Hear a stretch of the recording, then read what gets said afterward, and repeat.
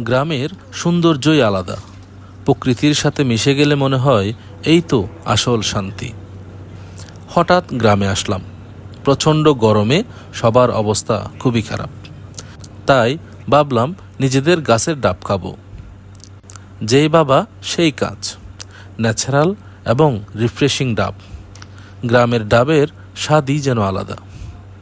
তাই একটা ছেলেকে ডেকে নিলাম, হাতে দা দিলাম, আর মুহূর্তের মধ্যে গাছে উঠে গেল সে। কেমন সুন্দর করে উপরে উঠে গেল এবং খুব সুন্দরভাবে আস্তে আস্তে করে মাটিতে না পড়ে মতো করে ডাবগুলা নামিয়ে দিল।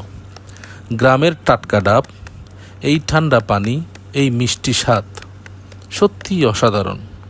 এক অনুভূতি যেন হৃদয় উজাড় করার মতো। সত্যি অসাধারণ এক অনুভূতি। গ্রামে আসলেই এক আলাদা শান্তি পাওয়া যায়।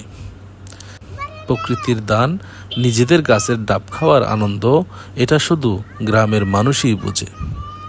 গ্রাম আসলেই খুব শান্তির একটি জায়গা। আপনাদের কি গ্রামের এমন পরিবেশ ভালো লাগে?